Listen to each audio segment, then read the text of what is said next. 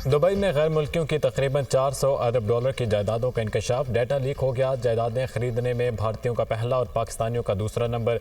17,000 पाकिस्तानियों ने दुबई में 23,000 जायदादें खरीद रखी हैं। पाकिस्तानियों की प्रॉपर्टीज़ की कीमत 11 अरब डॉलर।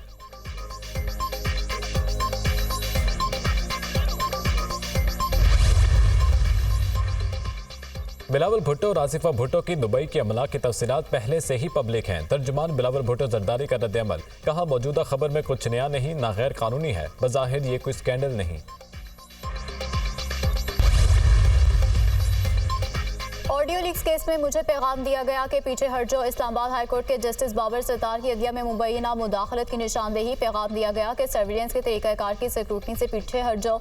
मैंने इस तरह के धमकी आमेज हरबे पर कोई तवज्जो नहीं दी। मैंने ये नहीं समझा कि इससे इंसाफ के अमल को नुकसान पहुँचने का खतरा है।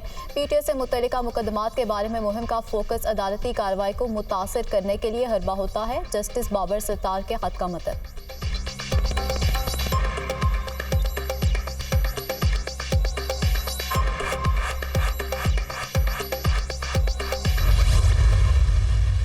ये रिक्वेस्ट की गई थी कि उस पे जो भी ब्रीफिंग है वो इन कैमरा कर दी जाए। वो एक कम्युनिकेशन ज़रूर हुई।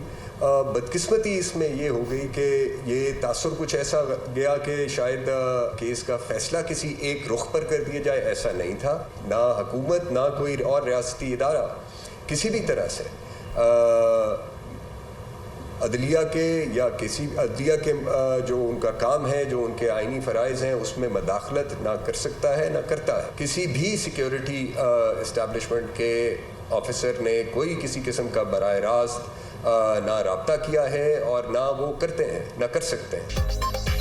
अटॉर्नी जनरल ने अदलिया में मुदाखलत के तासुर की नफ़ी कर दी। हुकूमत या कोई रियासती इदारा अदलिया के मामलात में मुदाखलत करता है ना कर सकता है, और ना ही इस्टेब्लिशमेंट के किसी अफसर ने कोई रब्ता किया। तासुर दिया जा रहा है अदलिया और एग्जीक्यूटिव में ताल्लुकात ख़राब हो रहे हैं। रियासत के कुछ हसास मामलात होते हैं। हसास मामलात में कम्युनिकेशन ज़रूर होती है, और ये कम्युनिकेशन अटॉर्नी जनरल ऑफिस या एडवोकेट जनरल ऑफिस से की जाती है। मामले की हसासियत को देखते हुए दरख्वास्त की गई थी कि इन कैमरा ब्रीफिंग दी जाए ताकि हसास मामलात पब्लिक ना हो। इससे कम्युनिकेशन को गलत रंग दिया गया। खत लिखने का मतलब कोई मुदाखलत नहीं है। चीफ जस्टिस पाकिस्तान को लिखे गए खत का गलत तासुर दिया गया। Attorney general of Pakistan Mansoor Awan की गुफ्तगू।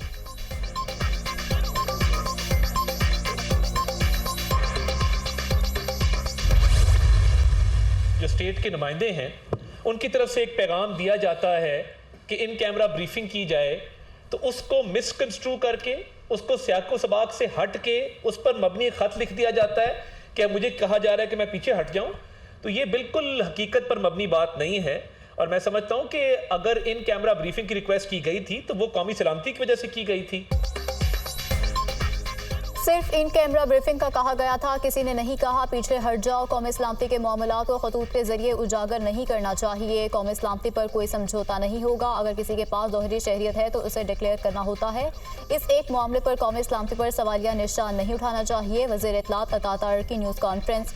तासुर दिया गया कि इंटेलिजेंस इदारे जजों के काम में मुदाखलत कर रहे हैं। खत का मामला अदालत में है, इस पर ज़्यादा बात नहीं कर सकते।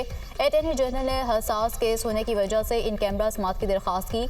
अटॉर्नी जनरल ने कहा कि मुदाखलत नहीं हो रही, सबको अपने अपने दायरे में रहना चाहिए। एग्जीक्यूटिव के इख्तियारात में मुदाखलत नहीं होनी चाहिए।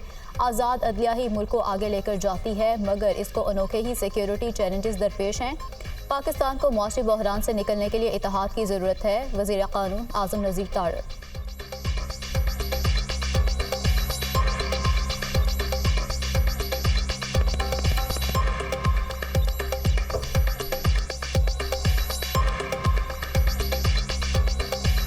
ख़त के मंदरजात से ये तासुर दिया गया कि जैसे पाकिस्तान के जो इंटेलिजेंस इदारे या दिफाई इदारे हैं वो जजेस की वर्किंग में किसी किस्म की इंटरफेरेंस करना चाहते हैं या करते हैं। गो कि उस ख़त को अटॉर्नी जनरल साहब ने आज बड़ी वजाहत के साथ कहा कि उसके अपने मंदरजात के मुताबिक उन्होंने कहा कि ये कोई ऐसी इंटरफेरेंस नहीं थी, लेकिन मैं चीफ जस्टिस के नोटिस पे ला रहा हूँ।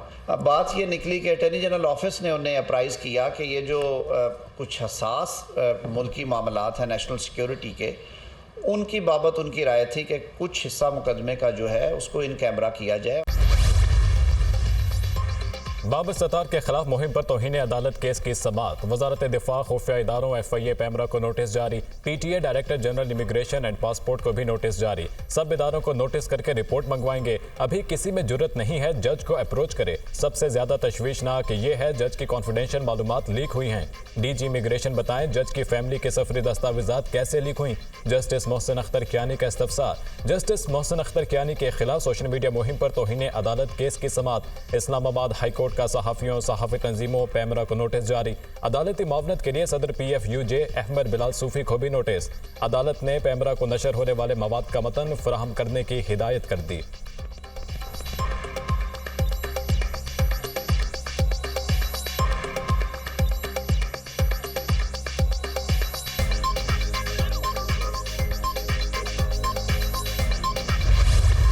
बानी PTI को वीडियो लिंक के जरिए सुप्रीम कोर्ट में पेशी की इजाजत मिल गई। नैब तरामीम का रदम करार देने के खिलाफ हुकूमती अपीलों पर सुप्रीम कोर्ट में समाअत। बानी PTI दलाइल देना चाहें तो वीडियो लिंक के जरिए दे सकते हैं।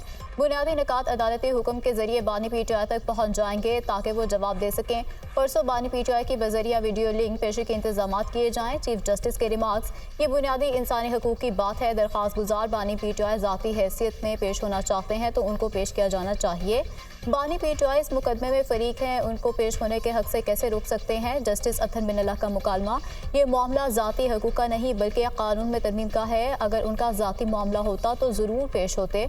अदालत में पेशी किसी और मकसद के लिए इस्तेमाल करना है तो जायज़ा लेंगे। कोई आम आदमी कैसे अदालती मुआवनत कर सकता है। ये तमाम मुकदमात में साइलिन को ऐसे ही नुमाइंदगी देनी चाहिए। चीफ जस्टिस काजी फाजिज़ा का इस्तिफसार, नैब तरामीम से बानी PTI को कोई ज़ाती नुकसान नहीं हुआ था। क्या वफाक को कोई हक नहीं कि अपने बनाए कानून का दिफा कर सके। वकील मखदूम अली खान का जवाब, वफाक और पंजाब हुकूमत वीडियो लिंक पर बानी PTI की हाजिरी यकीनी बनाए। सुप्रीम कोर्ट का तहरीरी हुक्म जारी।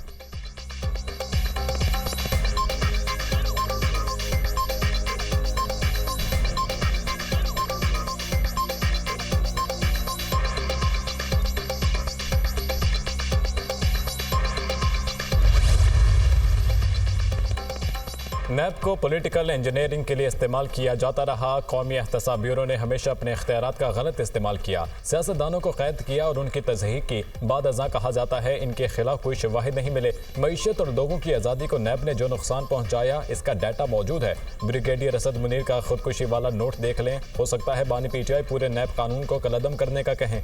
बानी PTI खुद नैब के मुतासरा हैं। जस्टिस अथर बिन अल्लाह के रिमार्क्स, जब वो पटिशन आई हम देख लेंगे। चीफ जस्टिस का मुकालमा।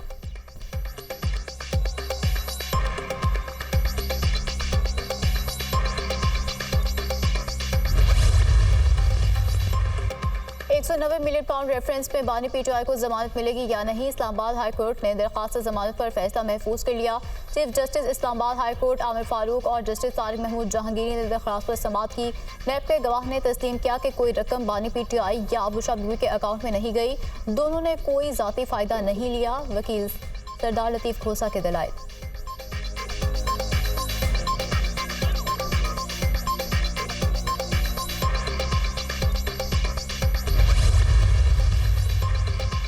इस्लामाबाद हाई कोर्ट ने हुकूमत को नॉन फाइलर्स की मोबाइल फ़ोन सिमें ब्लॉक करने से रोक दिया। चीफ जस्टिस आमिर फारूक ने निजी मोबाइल कंपनी की दरख्वास्त पर 27 मई तक हुक्म इम्तना जारी कर दिया। कानून में की गई तरमीम आइन के आर्टिकल 18 में कारोबार की आज़ादी के बुनियादी हक के मुनाफी है। सलमान अकरम राजा के दलाइल।